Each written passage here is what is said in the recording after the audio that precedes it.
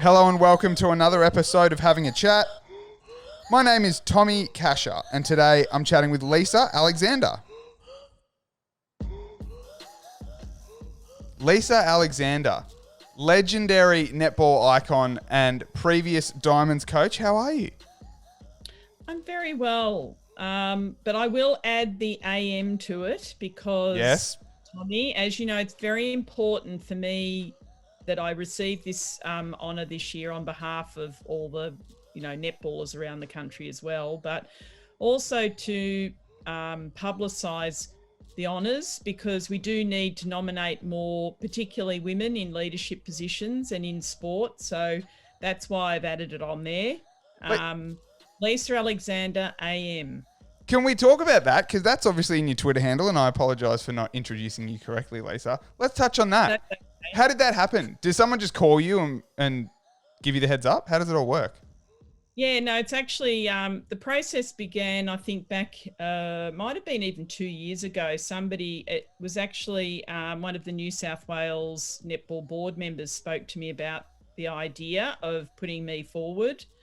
And I had to give them some information, like, that I'm an Australian citizen and people that would be good to put as the people that speak on your behalf. And I think I included Laura Geitz in that. And yeah, and then the process just started. It's obviously somebody who's already had an award, and there are actually groups around the country that there are like committees of award recipients from the past. And so they have an alumni and they continue to try and grow that group, which is terrific because it's not just about high profile AMs, it's also about our wonderful people and volunteers in the community that are doing a lot of work that need to be recognized. So that's why it's important that I talk about it. I should actually have it on and wearing it, but So you got yours for the service that you'd provided to female sport and netball? yes, but most definitely for netball, my elite services to netball, in lots of various ways, not just coaching, but also playing and also my work in professional development of coaches as well. So, and, it was a recognition of my elite work, but it's also a recognition of the work that I've done in grassroots netball as well, where, I was a coach at Mount Eccles under 10 team back in Leongatha when I lived there. And so there's lots of parts to it, but yeah, it was a fantastic honour. My family joined me. It was a COVID safe environment at the Governor of Victoria's house there, which I used to live across the road from that in our Melbourne apartment, but we've moved to country Victoria now in Avoca. So it was a great day. And the other part of it was because the governor couldn't touch you, you had to nominate who was going to pin the award on me. And I nominated my darling husband, I wouldn't have had the award without his support and love. And so he got to do the presentation of the medal on me. And that was a really lovely touch with all the recipients, that they're very honoured, the person that they most wanted there supporting them got to do that. So, and then my daughter and my stepson and his girlfriend were there as well. So it was a lovely day. And then we went to Florentino's for lunch in Lovely. Melbourne. It was very famous and we had a great time. So, Lisa, I first of all want to have you always had, because I find it tricky in terms of wanting to back myself, feel confident in my ability. And I feel like that's the perfect example of you going, no, actually, you didn't introduce me correctly. Please use this title. Have you always felt comfortable knowing, do you know what I mean? Like backing yourself Yeah, going, no, actually, I deserve it's this. a really good point. It's a really good point, Tommy. And part of it is the teacher in me, I think, because I'm always about education. So for me, it's helping support your podcast to be Yeah. the very best it can be. It's also giving me an opportunity to talk about what I feel I have a responsibility to talk about, which is the Australian Awards honour roll. So all of that really. So probably being a teacher and, being a little bit bossy. No, I love it. I love it. So we'll probably get into coaching a bit later and just the mindset it takes to be a high performance coach. But let's talk about the grand final. Yeah. What were your thoughts? What were your overall thoughts of the game? Oh, I just loved it. I was looking forward to it all week, and there were, of course, I love my Australian rules football, and I love my NRL as well because I'm a Melbourne Storm aficionado. But I was most looking forward to this grand final because I felt the two best teams really got there, and Giants have been, had been so brave all year without Kira Austin and, the changes that they've made. So they've really come through. And, the New South Wales Swifts, I just thought that they had the experience. And as it turned out, they did. And the game pretty much went to script, I thought. They got off to that really powerful start. They knew they had to defend superbly well. And, that really is what got them across the line. That the start that they had reminded me actually of our World Cup final in Sydney, where we got off to that absolutely powerful start in the first quarter. And then New Zealand, the Silver Ferns won every quarter after that. We just hung on in the end. But, sometimes games go like that. You have to establish your momentum. You have to establish how the umpires umpire the game. All sorts of things happen in that first quarter that really set the tone for the rest of the match. Because even though the Swifts got out to that 5-0 lead, the Giants kind of pegged it back and it was, 6-4 or maybe 7-5, whatever it ended up being in that first quarter. It felt like the Swifts just had them at arm's length for most of the game, and they didn't really, at no point did I think, oh wow, the Giants are coming here and they could really take it. It felt like the Swifts are kind of cruising almost. Yeah, it was sort of like that, although I can guarantee you it wasn't cruising. Yeah, you know what I mean, though. Like there was that comfortable. Yeah, no, I know. They kept him at arms. It's a good term to describe it. However, they know each other so well that random things can happen. Like even that last bit where I think Helen Housby got that sensational intercept. I thought, that's it. They cannot come back from that. Yep. But that was actually a time in the game I thought the Giants were just starting to press. And I might have got what I predicted to be the extra time grand final, but it didn't eventuate. So, both teams I was just so proud watching it because it was a great display of netball skill and fitness and talent all rolled into one on a great stage. Thankfully, Queensland Netball were able to have the grand final again at the Nissan Arena. And, they did a superb job putting the show on. The umpires, they played their part. It was, for me, a proud day for netball as a family and a global family, because a lot of our, fans are in England. They got up early to watch it. A lot of them were tweeting me and sending me text messages like, what do you think's going to happen? And I'm going, well, I don't know. Good luck. They're all excited. So it was a great netball family day. Something that I'm fascinated about, something you mentioned, is that you thought the best two teams all year made the grand final. So do you not think, where do you think that leaves the Fever in terms of, I guess, their time, their first 5 years in Super Netball? Stacey's obviously left the Fever now, and kind of the dominance that they could have asserted with Janelle over the last couple of years. Where do you feel that leaves them? Look, I think that it does leave them in with a bit of a conundrum. There's no doubt about that. They finished third, really, probably. If you had a run, a playoff for third and fourth, I think they would have finished third. And they've had all sorts of challenges, as it's been well publicised. But at the end of the day, in high performance sport, they've come up short. So they really need to have a good look at the program.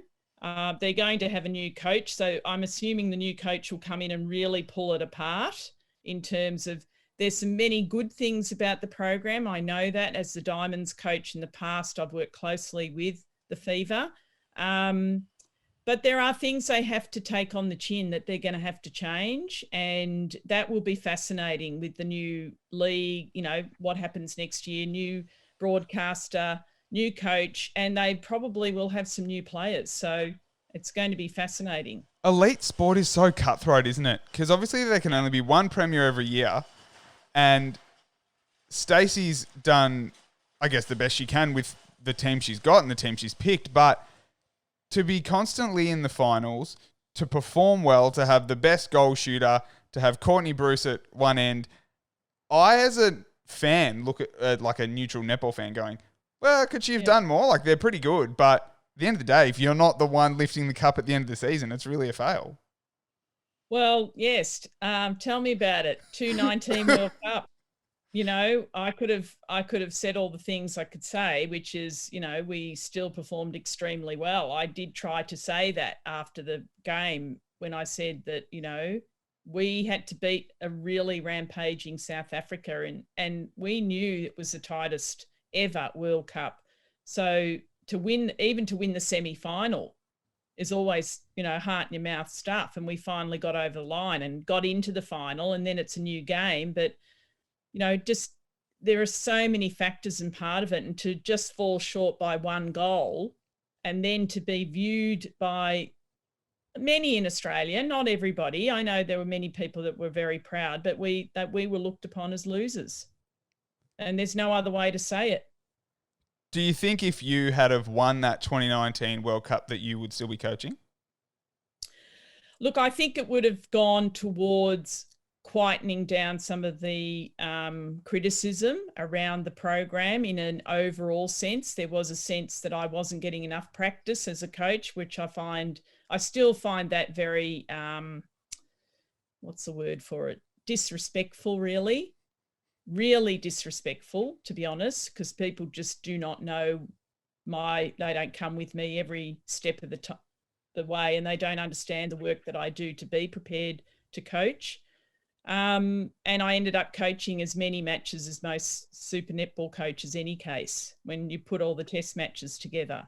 So that was frustrating, but, that's what happens in sport. Sometimes, you get the loud voices are very loud, and, the people that really know what it's all about, perhaps they just, at the end of the day, Netball Australia probably just wanted to change. And, that's their prerogative. And the board made that decision, and, I was supportive of that.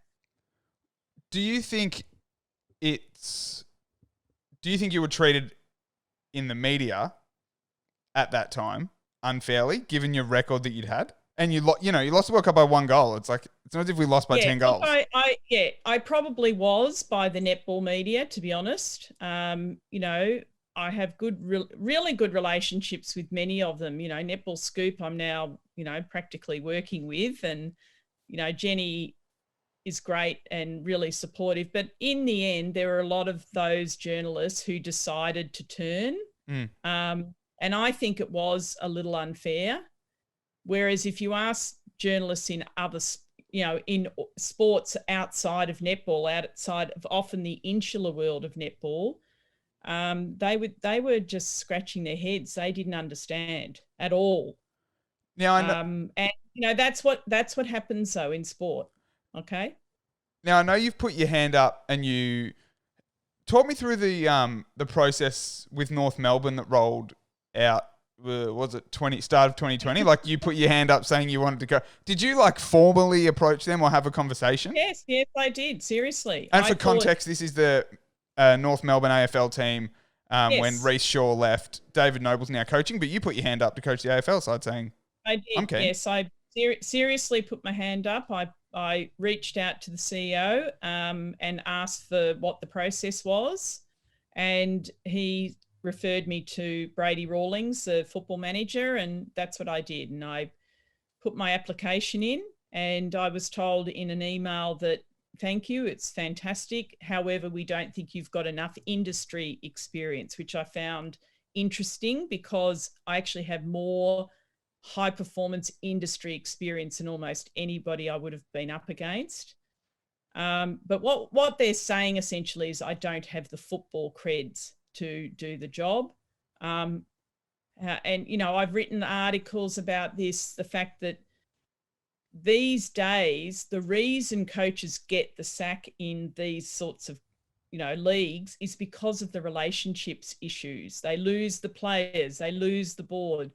So that's an area that I back myself in, and I know that I can do the work in that area and hold it very dear to my, the way I go about my practice is that is very important. So I really believe that I could do the job, even to the extent that I should have perhaps got an interview. And many people did say that many people who I admire and respect in sport in Victoria particularly said, it wouldn't have hurt to give Lisa an interview just to even find out what makes her tick. Now, you mentioned that there was the thought that you didn't have enough football cred. How do you see it in terms of the coach? Is the coach coming up with, as well as being the managing the board, relationships with the board, relationships with the players, relationship with team managers, is it then upon the coach to be the strategic mind and come up with all the plays? Or if you had have got that job, would you have had, assistant coaches who were coming up with tactics and all that sort of stuff? Or do you, as a coach, like to be across everything? Oh, yes. You asked Rick Charlesworth the same question. He would tell you the same thing. And he did his stints in cricket, which he played. And, again, I played football myself. I've coached it. And many of the strategies and tactics are not what we did when I played, which is what is the case nowadays, which is why I tackled, I had a discussion with Lee Matthews about this when I said to him, look, I really respect you, Lee, but your knowledge of high performance currently is not as Zero. good as mine. Yeah. Well, not up there. He was at the time, believe me. He was coaching Brisbane. He was amazing. I was coaching Phoenix, and the two of us were nominated for Coach of the Year that time. And I remember having that discussion with him. I said, I think you'll win because you've got 3 in a row and I've only got 2 in a row. And it does come down to those sorts of numbers. And it's more, I think what's happening still in football, in Australian rules football, is the idea that we want to have the people we know and we can, trust is an interesting word, but we know these people. We don't want to look outside because we're worried about taking a risk. And it's a very sad situation, actually, in football. I'm not sure if you saw Rowan Connolly penned an article, something similar to that, but it wasn't talking about coaching. He was talking about the broadcasters, and it's the same boys club that's on all the AFL shows across every channel. All the commentators are the same thing. And it's almost like there's an in-joke going on in every broadcast. And as a viewer, I personally feel like they think that you should feel special that you just get to watch them. And because they played, they know more than anyone else could possibly know. And I think it's an interesting place where broadcast is going, because it just does seem to be, oh, you played 300 games and you won a premiership? Okay, cool. We'll give you a contract at Fox Sports. We'll give you a contract at wherever. And it's very disheartening. I think even the broadcast of the ABC needs to be questioned on the radio on last week. I don't know why Brittany Carter didn't get that gig. It was somebody else from WA. Now, I don't, I'm not having a crack at them because that's great. They had that opportunity, but Brittany's done the hard yards with commentary and, calling the games in New South Wales State League and doing all the hard yards for the ABC about netball. Now, why don't you give Brittany an opportunity to be on the radio and call the game with Josie Jans Dawson? That's fine, but I don't understand that. And I hope that people like Brittany get rewarded when this broadcast rights go to Fox and they do have more, hopefully, netball content and netball shows, and there's KO, and I just, hope they reward the people who have done the hard yards. Because what were your thoughts with the broadcast on Channel 9 over the past 5 years? Interesting. Yeah. Oh, okay. Yeah, okay. I see what's happening.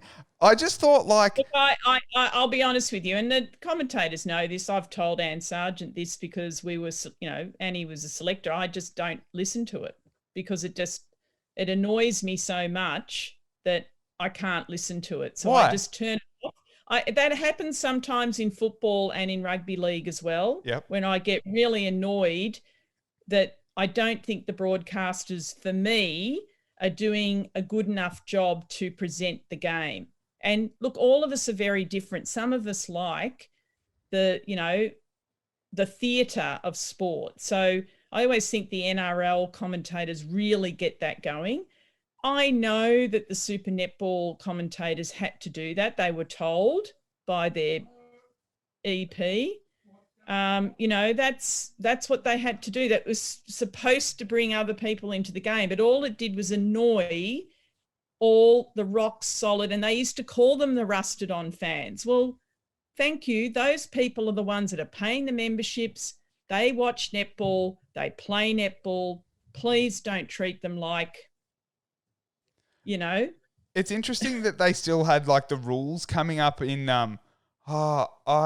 where it was might have been Brittany's podcast. It was a netball podcast somewhere I was listening to, and it was almost like, or maybe on Twitter. I can't remember who to credit for this, but I read somewhere that it was almost like netball when it was. I felt like it was trying to show everyone like, we're cool, come and watch our sport. Like, we've even got the rules coming up on the screen if you don't know them, and it's like. I loved Seabass's, I think she put the tweet out or whatever it was about, and it might have been Joe Weston that backed it up. I just was so proud of those two that day when they put it out, all the bells and whistles, like showing the lingerie league NFL teams, and the clown car was with all the bells and whistles. It truly is, and at its very worst, it's sexist. Actually, and I can tell you 5 years ago, I was silenced about this from my own association because it was upsetting the broadcaster at the time. But I can tell you the commentators in New Zealand thought it was, and they wanted to explore that theme seriously, because why do you change a women's sport when you don't do the same thing to men's sport all the time? And now I know they do, and they suggest changes all the time. You just have to listen to Jared Waitley on AFL 360 and you'll hear a complete thesis about rules. Now, I love Jared and the way he is forensic about it. However, I don't think that was forensically brought to the attention of Channel 9. It was just like, oh, well, let's just keep the boys happy, shall we? Now, thank you, no. Our sport should be able to stand and deliver on its own, not with gimmicks that make it like basketball. Do you think that'll change with the new broadcast rights? If Channel 9 were big ones pushing the 2-point super shot, do you think there's a chance that it will disappear? No, because there are still people on the board of Netball Australia who think it's a good idea as well. But who are those people? Do they play netball? They are people on the board. Why don't you ask each of them? Okay, I'll try and get them on. And I think if you do, you will find that perhaps 3 of them would think the 2-point shot is a great idea. But are those... I'll have to ask, and obviously this is a rhetorical question, but do you not see the majority of the fans on Twitter going, this super shot is ridiculous? And the fact that... This is the thing with sport. This is the whole thing that's an issue in our country, actually, with leadership, is that we don't listen to we call them our silent majority. I think probably ScoMo does because he gets voted in. But, truly some of our leading companies, they need to listen and they need to take notice of the people, the customers, and they are starting to do that. Look at Telstra for a start. It's actually starting to listen to its customers, even though it's a monopoly, but they still need to service their customers with a decent service. And that is what Channel 9 should have done. And it didn't. And even Bryony's husband was upset about it. That was such a great tweet. And he is, to me, the bellwether of morality in netball. Yeah, and I don't get... there was no real. I just got irritated that like the broadcast on Channel 9 would start 10 minutes before the game would start. As soon as the game was over, they'd do a post-game interview, then it was it.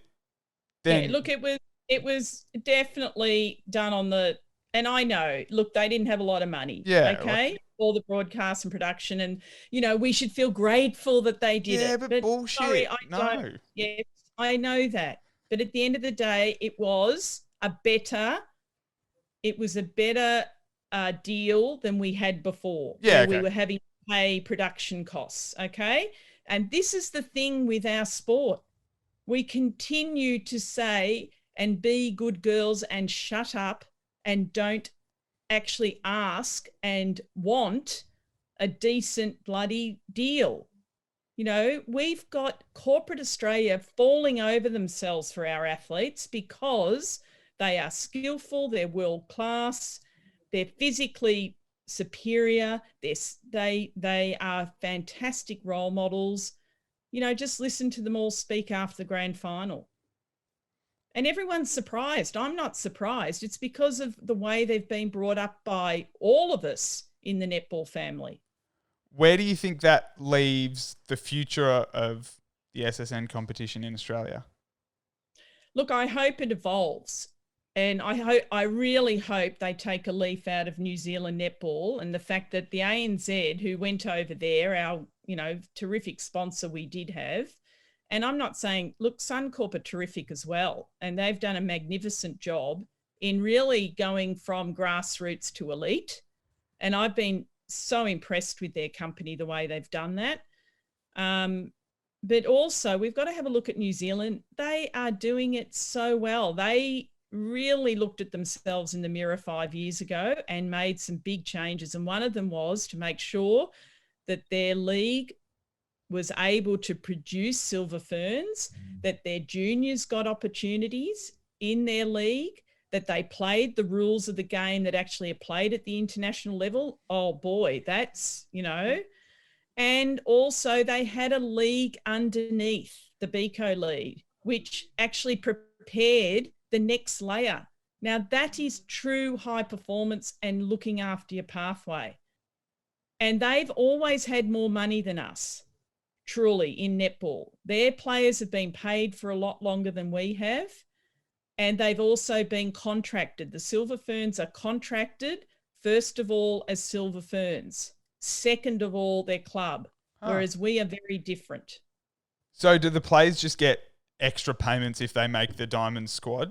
Is that how it works in Australia? Basically, yes. But of course, they take it seriously, and it is number one. Of course. Yeah, At totally. the end of the day, representing their countries means everything, and wearing the gold dress. It's got really nothing to do with money other than I like it because it's an egalitarian system. Everyone gets paid the same amount per day. Doesn't matter if you're a rookie or you're the captain. In the Silver Ferns setup? Or in Silver Ferns, I don't know, but in Okay. your Diamonds, I know that it is egalitarian. Okay. Some would say communist.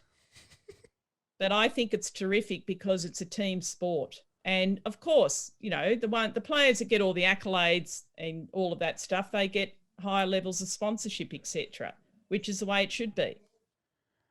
So, Lisa, what did I have for you? I had one and it's gone. Give me a second, it'll come back. No, it's okay. But yes, the New Zealand players are contracted by Netball New Zealand. So therefore, if there's a conflict ever between the Silver Ferns commitments and the club commitments, the Silver Ferns win out because they are the major employer, whereas that is not the case in Australia.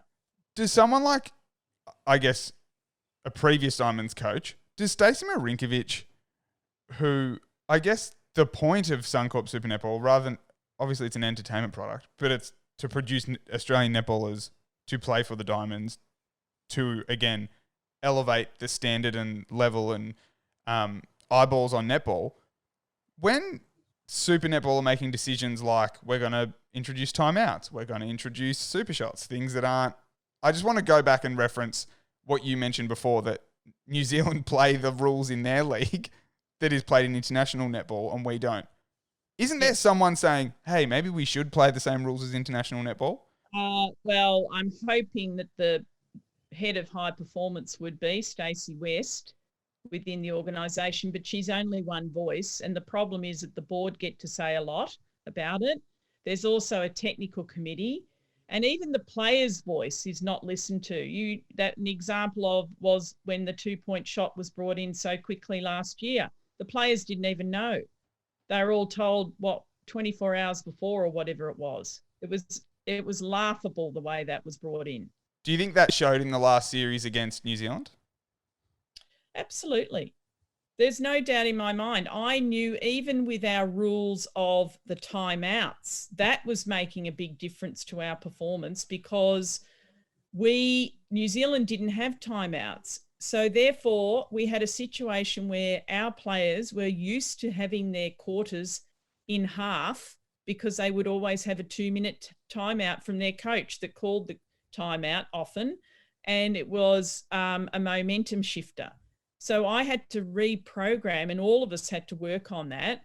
The coaches, performance staff, our physical conditioning staff had to work on getting 15 minutes of concentration back into the players. And that was a huge change when we went from, the first 7 weeks in 2019 and we had to then prepare for Liverpool. That was not easy.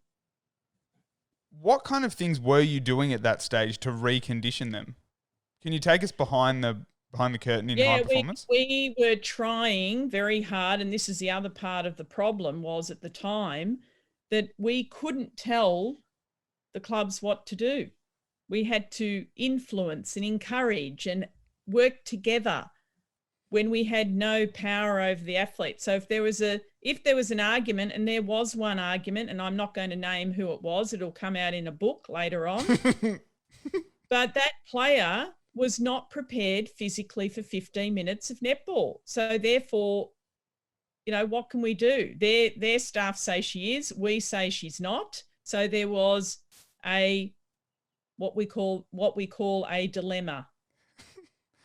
Right. Well, you seem an intelligent woman who would have been able to sort her way through that dilemma. But the fact that that's happening is just mind-boggling. Yeah, well, I'm sorry. That's what happens at the very detailed end of trying to get the world's best program, high performance program operating. Of course, we needed the cooperation of all the clubs. And in the main, we did with most things. But there were times when we didn't. Even Julie Corletto being readied for World Cup in 2015. That was a complete balancing act. And it was not easy because their club had lots of things they wanted to do and we wanted her having more rest. Lisa, I'm sure you've got a lot of netball connections. Do you know what's going on with this collective bargaining agreement and if it's going to get signed anytime soon?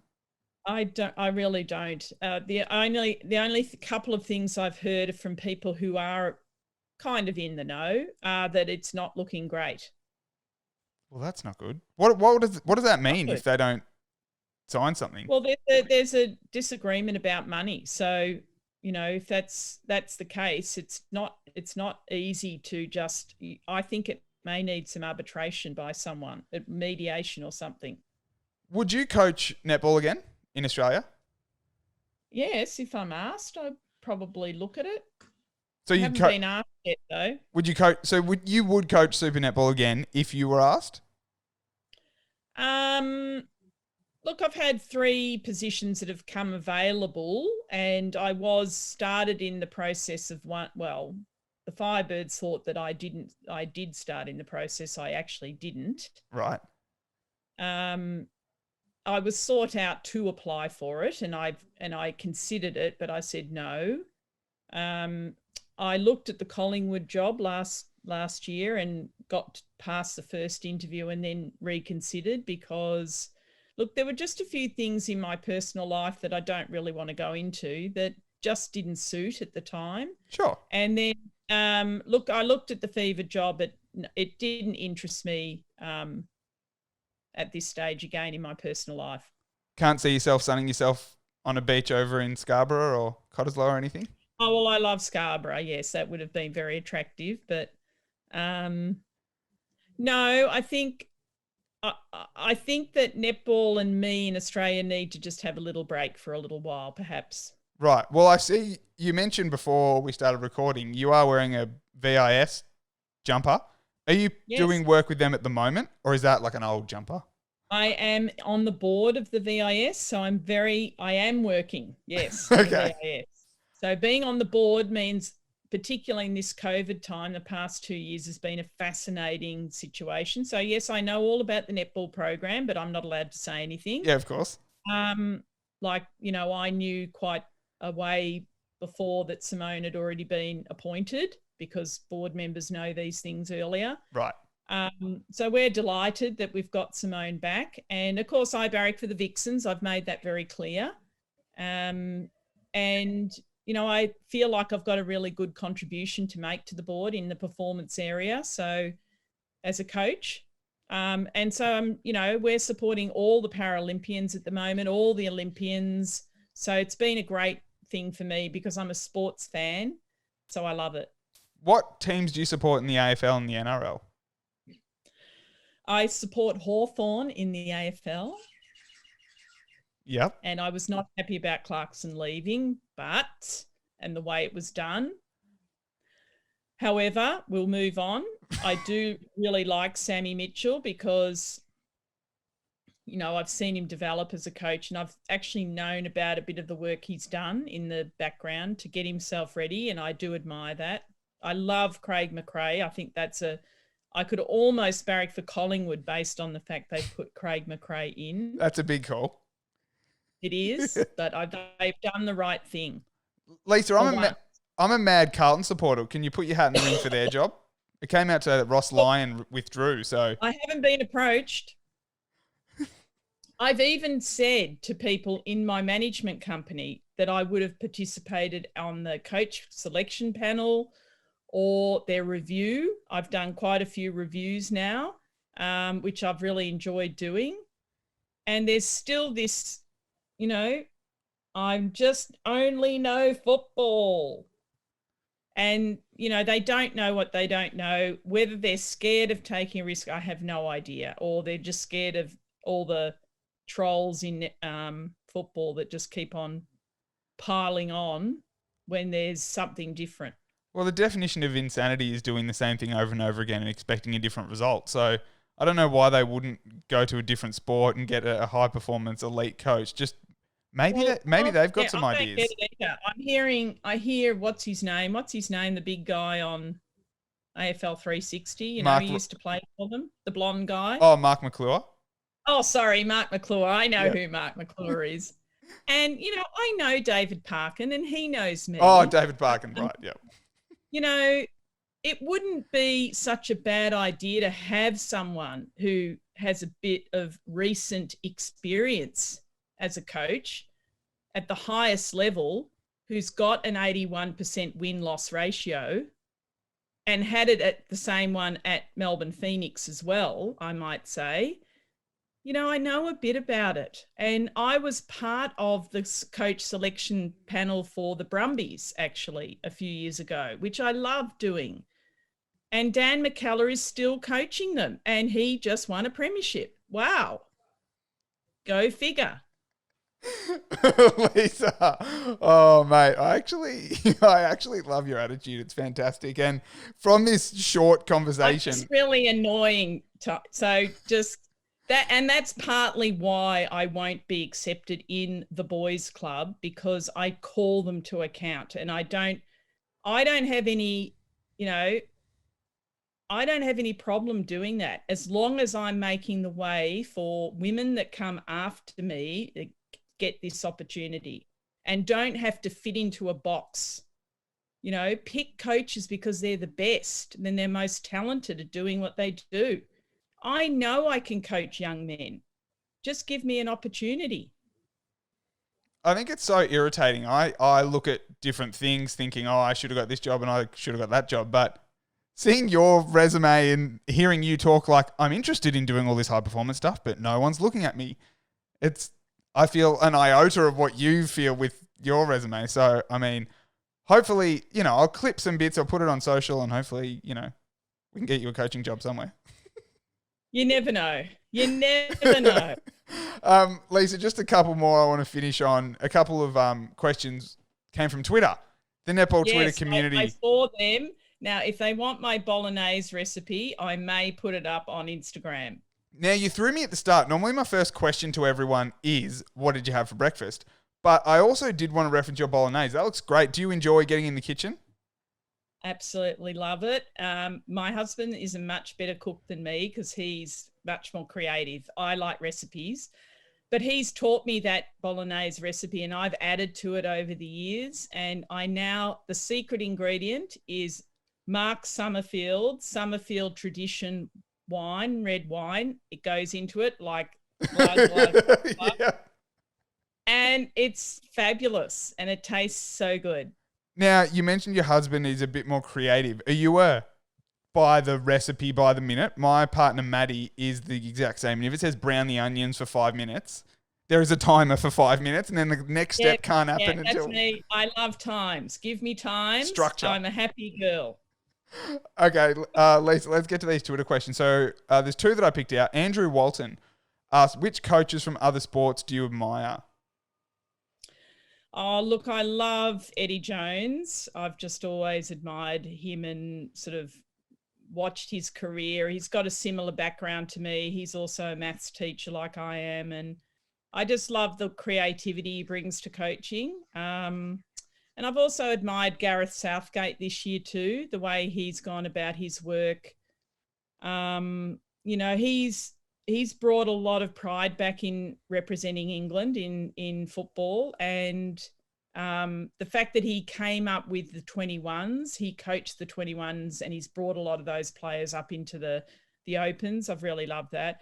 I, of course, admire Jill Ellis, who's won 2 World Cups with the USA in women's football. She's just a god for me. And also Pat Summitt, who was a legendary basketball coach in America.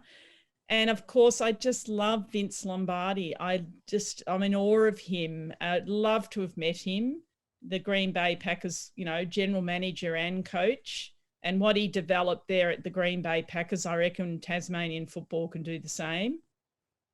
Lisa, have you ever thought about starting your own podcast, just interviewing different Australian, it doesn't have to be Australian, but just interviewing different coaches, calling it Coach Chat? Something in that. Well, it was interesting. The Great Coaches podcast, I was probably their first person that they interviewed. So they sort of got that going straight away. And then, of course, Michael Checker started his, but I've got my own with leading teams called Leading Conversations. Oh, okay. And I actually really enjoy that. So you can find that. It's on whatever, just look up the Leading Teams website. Yep. And I do interviews with corporate leaders. Oh, great. But okay. I have also interviewed Claire McMiniman, because she was an unlikely captain of the Diamonds. So, and I'm hoping to do an interview with Laura Geitz as well to explore our relationship together as coach and captain, which was very special. Makes me emotional just thinking about it. We're still very close, even though we're not like in each other's pockets, but there's a real bond there between us. What could you tell me the name of your Conversations podcast? What was it again? Because I want to check it out. It's called Leading Conversations. Amazing. Okay. I find leadership in corporate world so fascinating because I work in an industry that I'd never worked in before, and the leadership aspect of that, I'm sort of learning that kind of avenue, and I find leadership a really fascinating area to talk about because no matter what industry it is, leadership can kind of look like different things, and you can transition areas of leadership at work to home and to your personal life, really. Absolutely. That's part of my journey as a young teacher. I was very lucky to go to a Future Leaders Conference in Sydney, which had a lot to do with a lot of the decisions I made in my professional career. And I'm very grateful for that opportunity because it opens your eyes up to the whole world. And netball's done that for me as well. The global world is huge. Like in England is going to be the next power in netball, I'm certain, because it's so big and they still haven't quite tapped all their talent properly yet. Same with the African countries. I just think, I loved going over to Namibia 5 years ago. That was just awesome. Just working with those players, that they are just grateful for anything that you give them in terms of advice or coaching. And then also India, I did that work with in South India with the underprivileged girls of the area. Just, you don't get that opportunity every day. And it's just such, I'm very grateful for that. And Lisa, I want to jump onto the second Twitter question was Jeremy Rich. Hopefully, you've got, we don't want to cast. I'm going to cut that out. Second Twitter question, Lisa, from Jeremy Rich. Who's your pick for the Diamonds captain? Well, I think it'll be Liz Watson. I think it should be Liz Watson. I don't quite know what process they're going to pick. Look, I think Seabass is still a great captain, but, she would probably say at this stage she's, getting towards the twilight of her career, so it's time to pass over the baton. So I'd love to see Liz in that captaincy. And, you've got Courtney Bruce for, she could be vice captain. You've got Joe Weston, who's another very experienced player there. And, even Steph Wood, if she puts a hand up, Steph's very creative and very tactically minded. So there's a number of them that can put their hands up for this position. Of course, you've got people like Maddie Proud knocking at the door. She's a terrific leader.